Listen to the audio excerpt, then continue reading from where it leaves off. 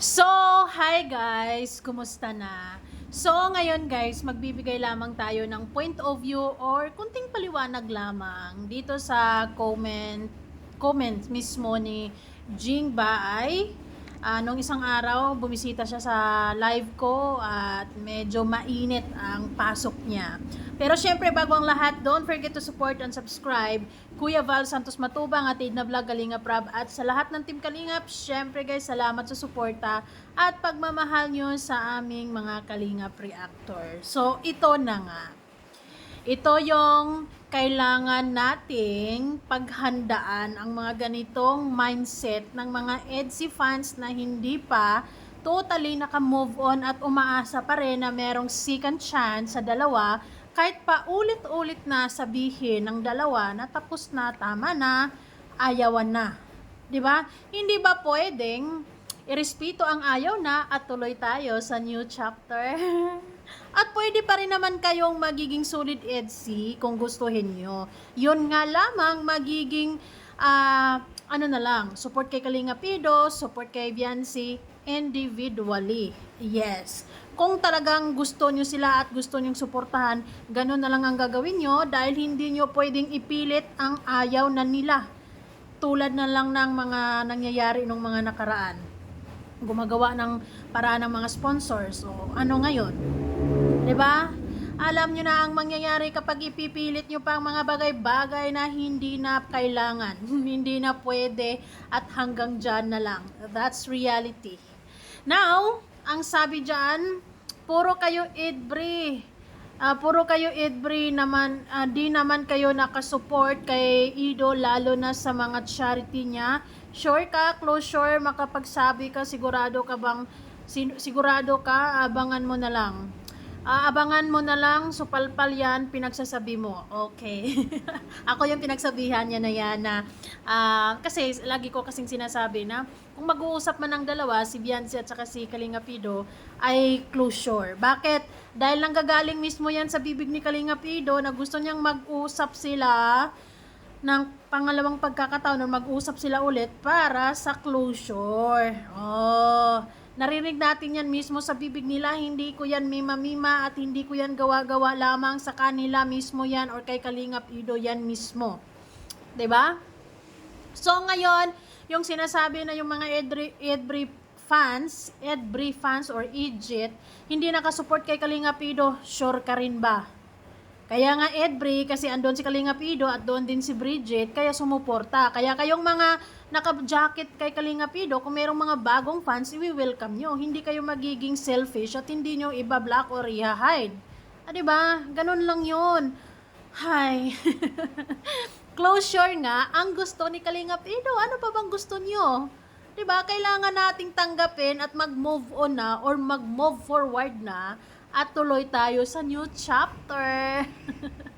Ikaw naman, Ate Jing. 'Di ba? Ilang beses na ba or ilang beses ba sasabihin ni Viancy na ayaw na nga? O, 'di ba?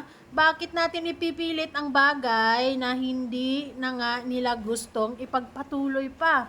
Baka in the first place wala talagang dapat ipagpatuloy kasi una pa lang wala na talaga.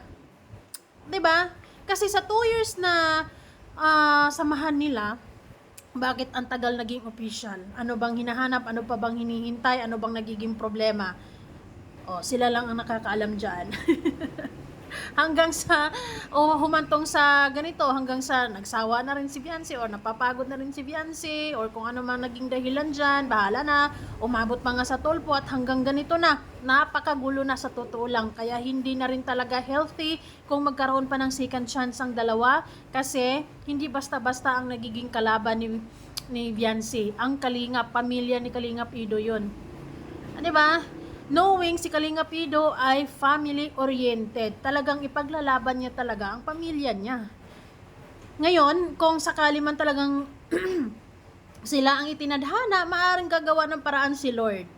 Maybe sa susunod na mga taon pa, 5 years or 10 years, 20 years, kung maghilom na ang lahat. Pero ngayon, sa puntong ito, lagot kayo. Sa mga sponsors ni Viancy, lagot kayo kay Big Boss. Kapag ka nalaman yung ipupush nyo pa ang dalawa, 'di ba? Actionan kayo, kaso-kaso agad, ganon. 'di ba? So hindi healthy, hindi rin maganda, tama na para sa kaayusan ng lahat. Mas magandang mag-start na lang sila ng buhay sa kung ano mang gusto nila. Si Beyonce gustong magsulo, gusto niyang maranasan na maging malaya, kung ano mang gustong gawin niya sa buhay niya, gumawa siya ng content, kung anong gusto niya, yon ang suportahan nyo. Si Kalingap Ido naman, kung ano man yung ilalatag sa kanya, sa harapan niya dyan, para sa career niya, since hindi pa naman siya nag-asawa, ay ready din siya. Correct. So, I assume na yung pinag-usapan nila, dahil nakapag nagkita nga sila, so, I hope na maganda yung pag-uusap nila, maayos yung naging usapan. Kasi yung interview ni Sir Olives, masaya naman si Kalingap Ido. At ayun na nga, ready nga siya sa mga new or sa mga bagong adventure, sa new or bagong kabanata ng buhay niya.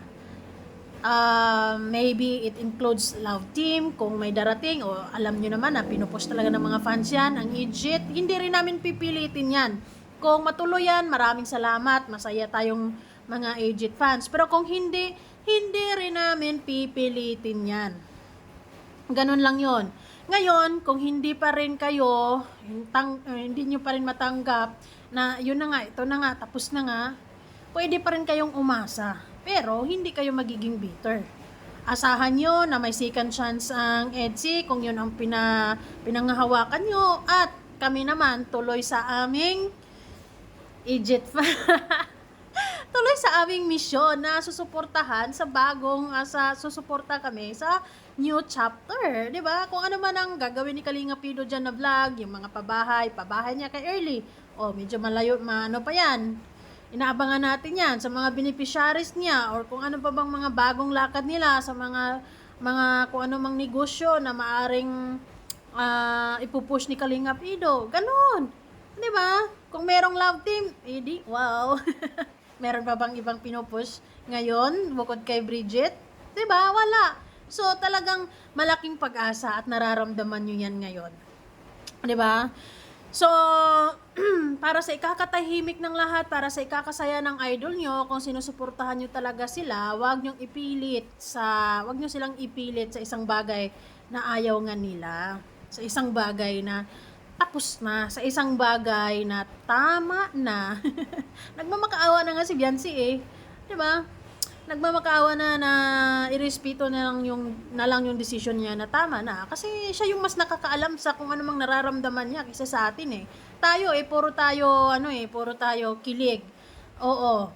Pero kung ano man ang totoong nararamdaman nila off cam, that's all that matters, 'di ba? At 'yun ang pinanindigan ngayon ni Beyonce, and dapat i-consider natin 'yun. At support na lang natin si Kalingap Ido sa kung ano man ang mga gagawin niya. Dahil charity vlogger nga ni. Basta ganun lang. Re-respetuhin natin yung kung ano mang mga yung anong desisyon nila, or irerespeto na lang natin yung isa't isa. Kung mag-push kayo sa EDSI pa rin, sige lang. Kung mag-push kami sa Egypt, walang basag trip. Ganun lang, 'di ba? Dahil kami naman ay umaasa rin. Wala pa namang confirmation, pero recognize na ni Kuya Val. Yun ang advantage naming mga Egypt fans, okay? Slowly but surely. Kung baga, talagang ngayon pa lang, pinag-iisipan yan, 'di ba? Inoobserbahan yan. And maraming salamat sa mga sponsors na talagang sumusuporta kay Kalingap Ido at sumusuporta sa Egypt ngayon, dahil meron silang mga activities soon, or yung mga kung ano mang gagawin, like pa-dinner, lunch, firing, ano pa ba. So abangan na lang natin yan. Ang mahalaga, may pag-asa. Whatever, kung sinasabi nyo na guest lang si Kalingap Ido dyan, oh, so be it. Guess it is. Okay lang yan, hindi kami nagmamadali. Hanggang sa maka 100 times siya na guest, walang problema. Diba? Kasi alam nyo guys, ang dalawang tao na totoong nagmamahalan, hindi tayong mga fans ang mamumblema dyan. Sila mismo, i-confirm nila yan sa pagmumuka natin na sila ay nagmamahalan. Hindi natin yan pwedeng ipilit. 'Di ba? So ngayon, dahil tapos na ang kabanata ng EDSI, of course, life must go on para kay Beyonce and para kay Kalingap Ido. At para din sa ating mga fans, Egypt tuloy na yan. Thank you!